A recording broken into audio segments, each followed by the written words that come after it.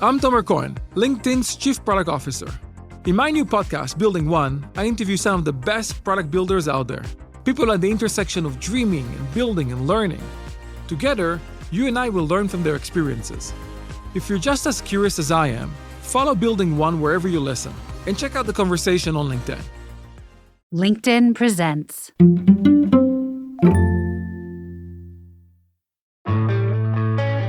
Happy Wednesday, friends. I'm Michael Kovnat, and this is the Next Big Idea Daily, quick masterclasses from the best new books written and read by the authors themselves. Don't forget to hit follow and sign up for our newsletter using the link in the episode notes. Now, when we tell the story of history, we often focus on celebrated leaders or remarkable inventions. But the real driver of history might be something less obvious, the invisible hand of economics. Andrew Li makes that case in the new book, How Economics Explains the World, A Short History of Humanity. Andrew is a former professor of economics who now serves as a member of the Australian Parliament. Here he is to share his ideas on how the forces of supply, demand, and market incentives have shaped everything from the rise and fall of empires to the digital transformations of our current time.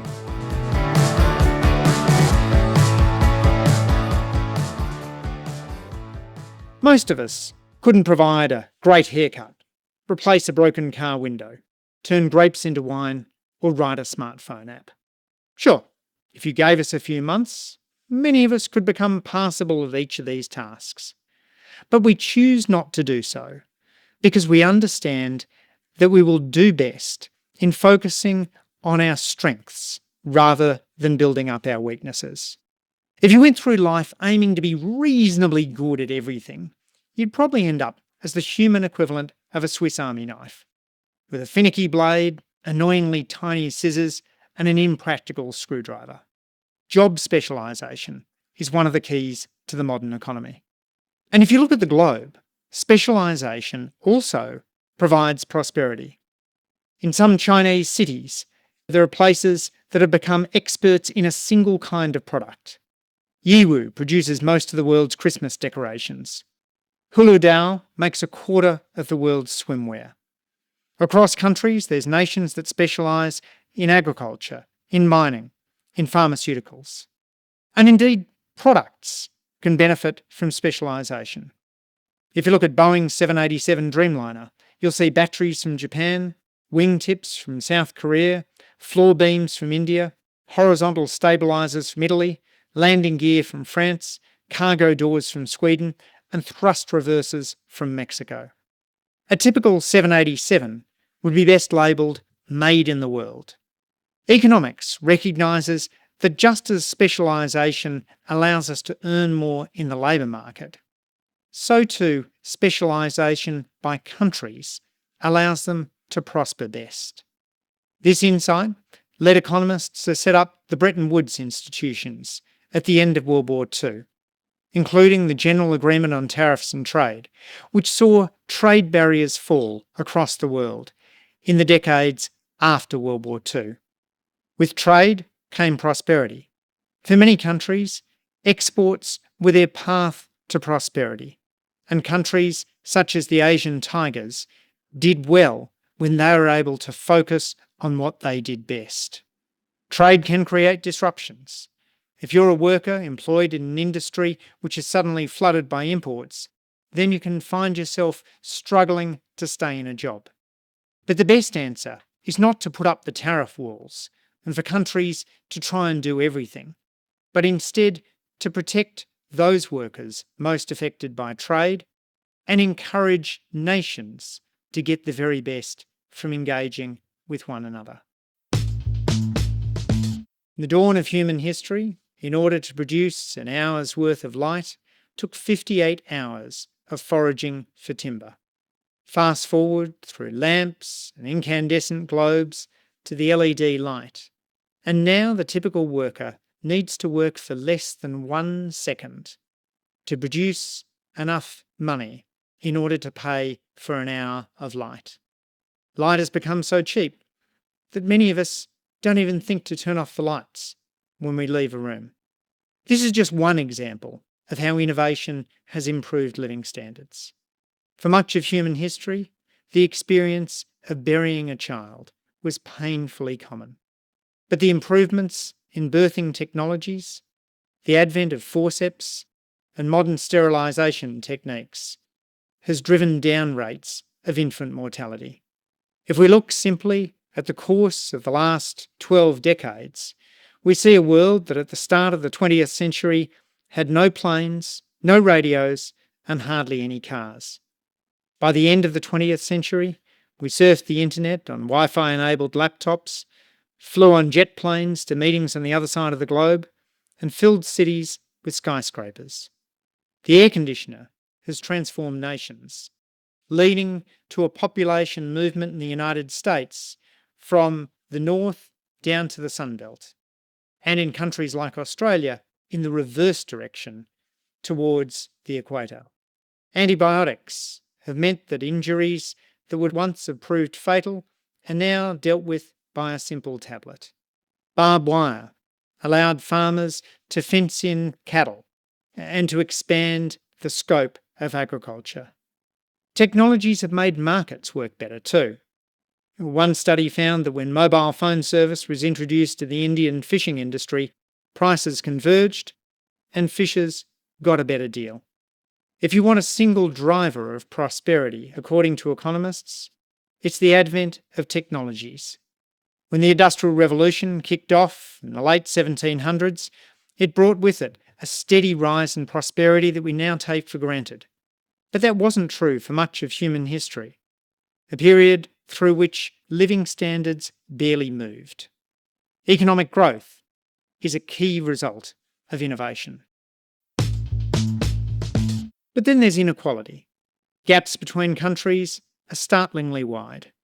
In a single month, the typical American worker earns as much as the typical Nigerian worker will earn in a full year.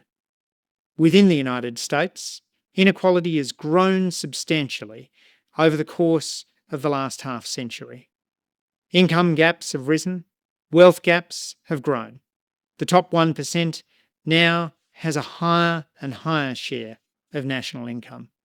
Inequality can place pressure on societies. As countries become more unequal, mobility tends to fall. You can think of this as like a ladder, in which income mobility is the propensity of someone to climb up or down the ladder over the course of their lifetime. As the gap between the rungs grows wider and wider, it becomes harder for people to climb up and down. Scandinavian countries tend to be more egalitarian and tend to have more income mobility. In these places, the circumstances of your birth is less likely to determine where you end up. In countries such as Brazil, where the gap is very large, there's very little social mobility. Unequal societies tend to be static societies. Inequality can also affect politics.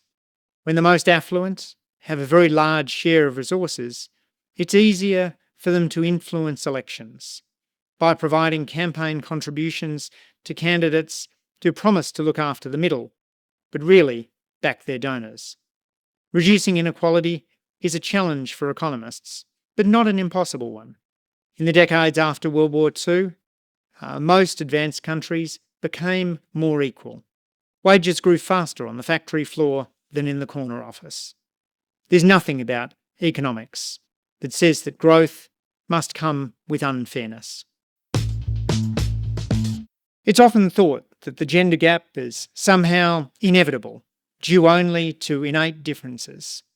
Worldwide, hourly wages are 20% lower for women than they are for men. This is a significant gender gap, but it has narrowed over time. It was twice as large in the 1960s, and larger still in the period from the 1300 to 1800, when women earned only half as much as men. What explains the gender pay gap?